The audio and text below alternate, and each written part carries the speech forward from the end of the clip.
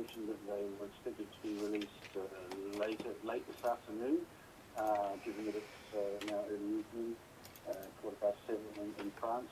There's still a possibility they may be released this evening, but I haven't had that information as yet. And no formal charges have been announced as yet?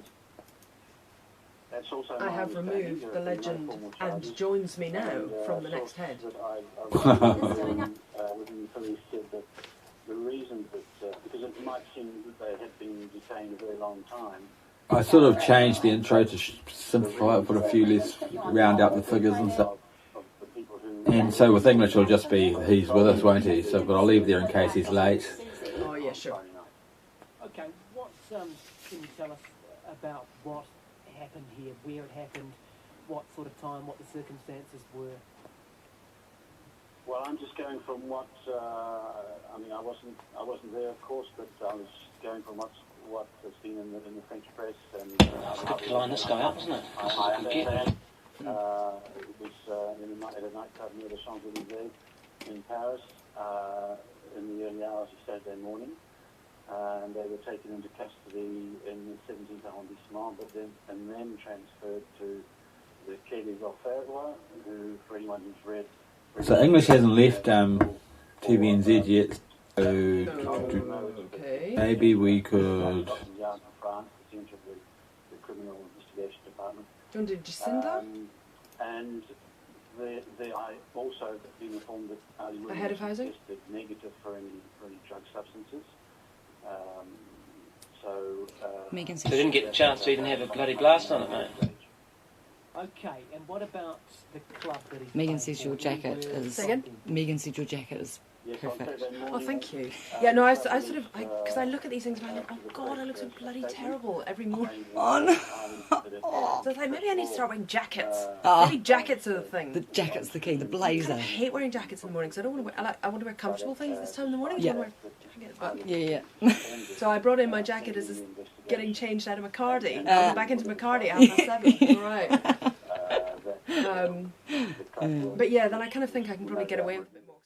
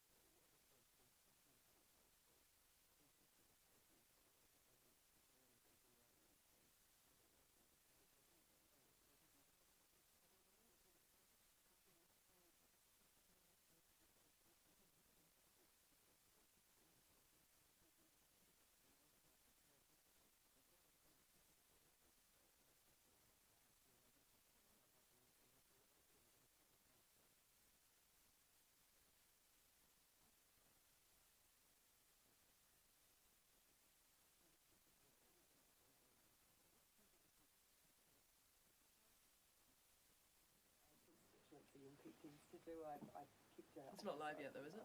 No, it's not live. It's set up correctly. I know, this is what MCR was telling me. For me, that work will no doubt increase. I'll be located obviously Not sure about that. area. I really look. Makes life easier. But also some of the issues that I've picked up along the way, I'll start championing straight away. So, for instance, Mount Albert has growing schools, and some of those schools don't have the infrastructure they need. So I've already met with some of them, and I'd like to start advocating on their behalf already with the Ministry of Education in particular. And what about more broadly? Do you get a promotion in the Labour Party? Oh, it doesn't work like that, Guy. No, absolutely not. I mean, my aspiration has always been to be a constituency MP. I've always worked hard to be in that position, and now that I'm here, that's the reward. Sure, but there's been a lot of discussion, a lot of debate about whether you might be lifted up into the deputy's position. Have you had a conversation with Andrew Little?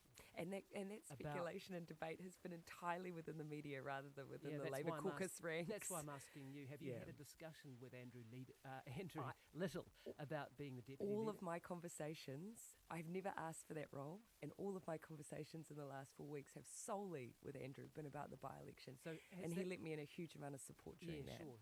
But have you had a discussion with him? I haven't asked for that. We have not. It has not been on our agenda, and it is a beltway issue. You know, most people out there aren't interested in my relative position in the Labour caucus. They were interested, though, in the issues we were discussing during the Mount Albert by-election. That's an issue for voters. Party leadership is firmly in the hands and well performed by Andrew Little. It's not something that we're discussing. Have you discussed it with Annette King? We've talked about some of the media speculation around it because she is my mentor and my friend. And so we've also been bemused about the fact that it continues because it's not of interest to us. So what was the nature of the discussion with Annette King? Were you assuring her that you just simply the fact that this is not an issue for either of us, and the fact that it's a distraction to the things that we've focused on.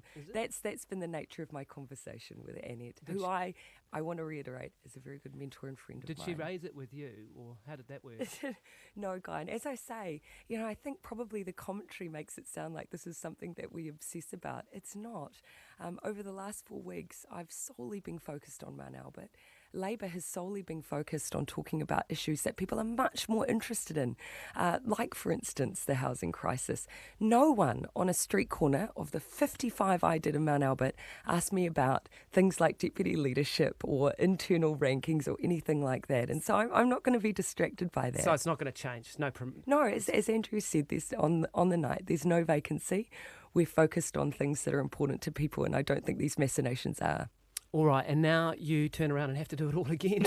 And people on the doorstep were really surprised by that. Do you have to come back in September? I think I'm not actually going to go away. We'll just keep door knocking, keep campaigning. Jacinda Ardern, 7:24. Well, the government spent 4 times its annual budget allocation to put homeless people up in hotels and other short-term accommodation in just 3 months. The government had budgeted for just 1,400 grants over 4 years. Official figures show it's paid out close to 9,000 grants at a cost of $7.7 million in just the 3 months to December at the end of the year. Well, Te Puia Marae in South Auckland opened its doors last year to homeless people, including some people who were living in their cars. Hurimoana Dennis chairs the Marae board. Kia ora, good morning. Kia ora, morena, Susie, morena.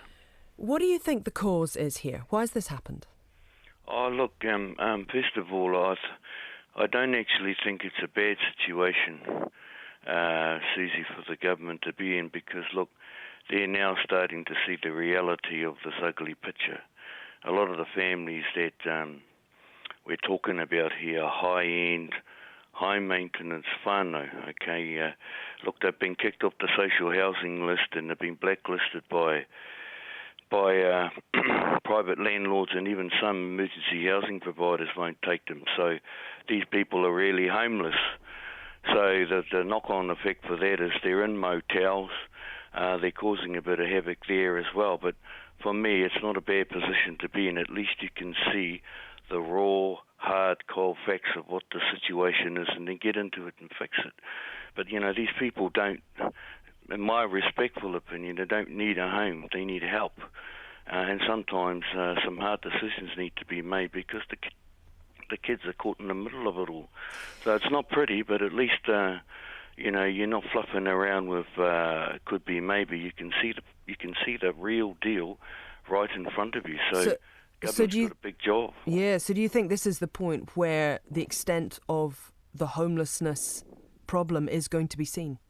This is the ugly side of it. We were dealing with a lot of families who had a range of issues.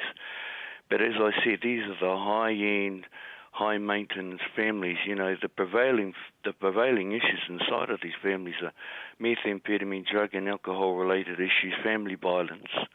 What you're going to be seeing is an increase in spend because you have to.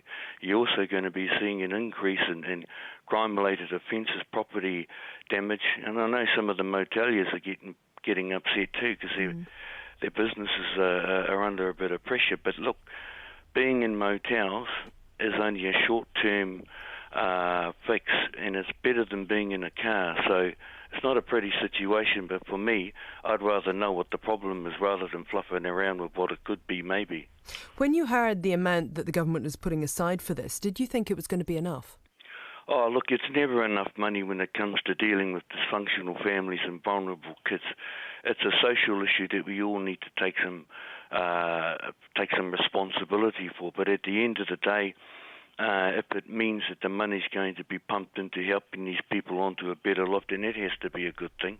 But like I said before, it's better that you know what the raw, hard facts of the issues are rather than fluffing around with something that could be maybe. And that's where I think we've had a problem because a lot of people really had no idea how ugly the situation was. And we saw it because we saw 180 families come through our marae, and it wasn't pretty. Most of them were Māori. Well, just talking about the marae, do you think that you are going to have to open up again this winter?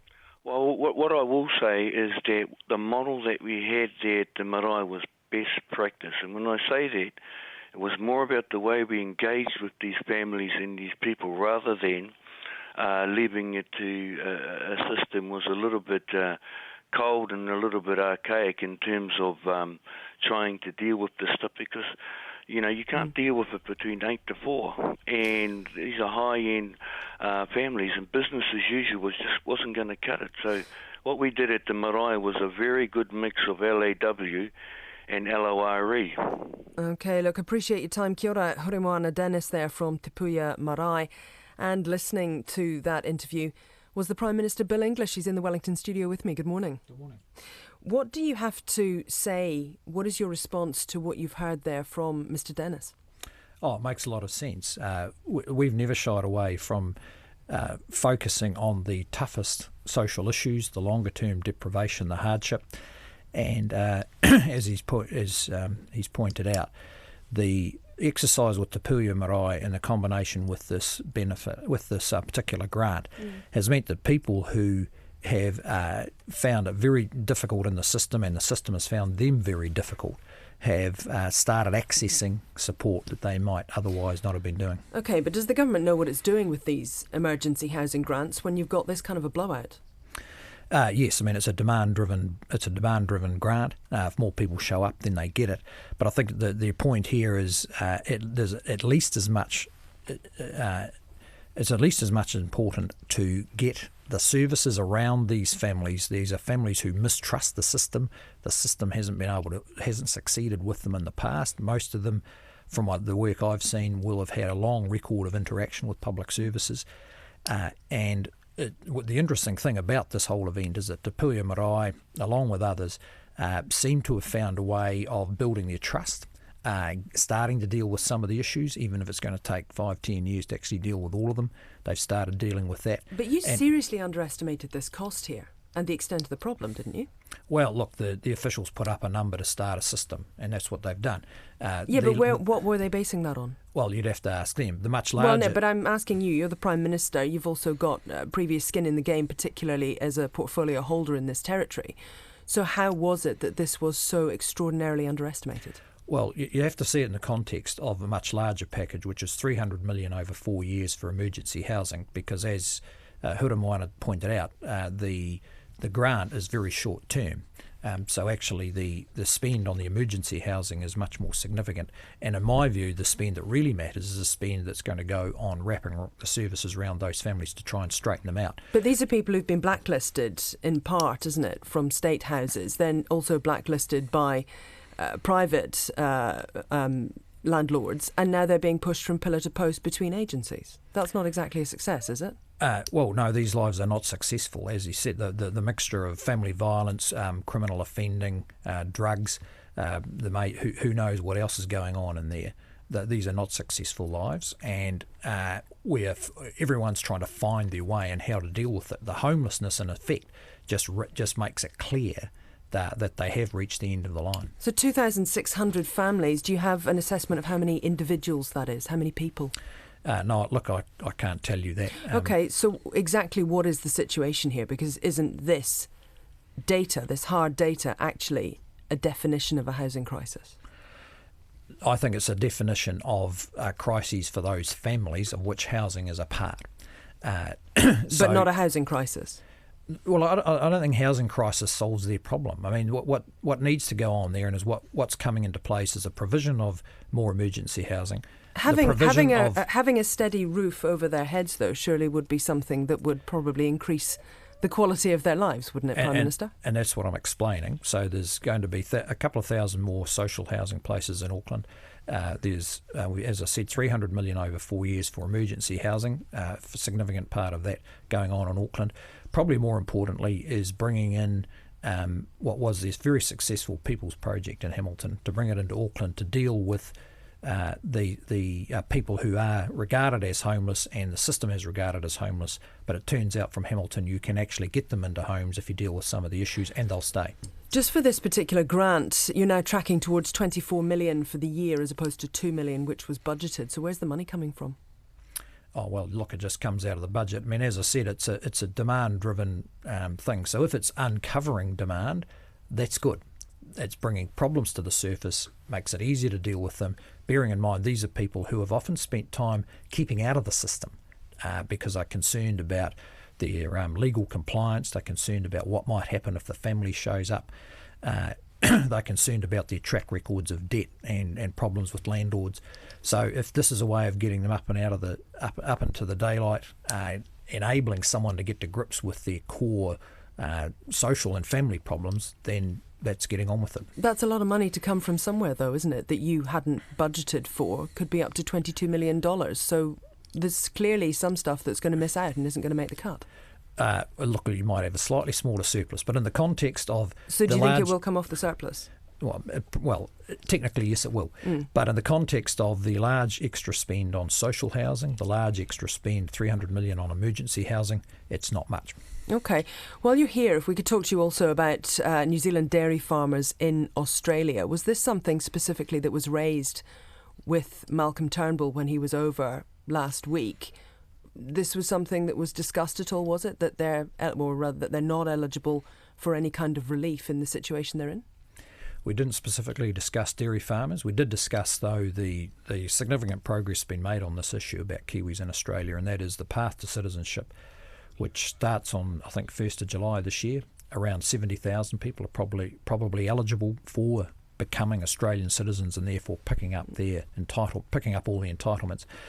So that's quite a big step forward. The Australian government has also been a bit flexible about how to refine that for some particular groups. I can't tell you whether the dairy farming thing has actually been addressed.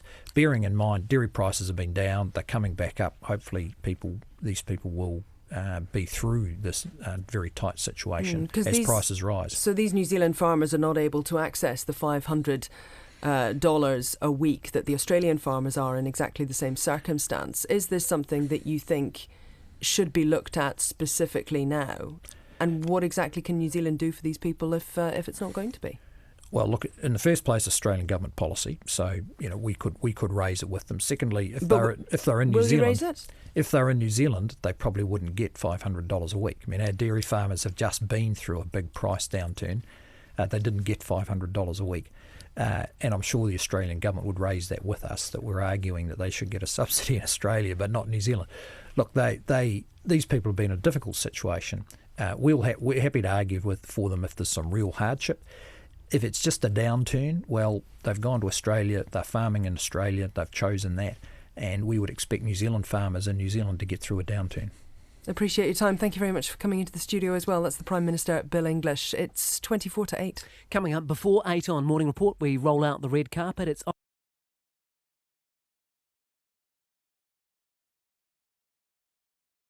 now the headlines with Nicola Wright. The aunt of a toddler who died in Southland has released a recording she secretly made of talks with child, youth and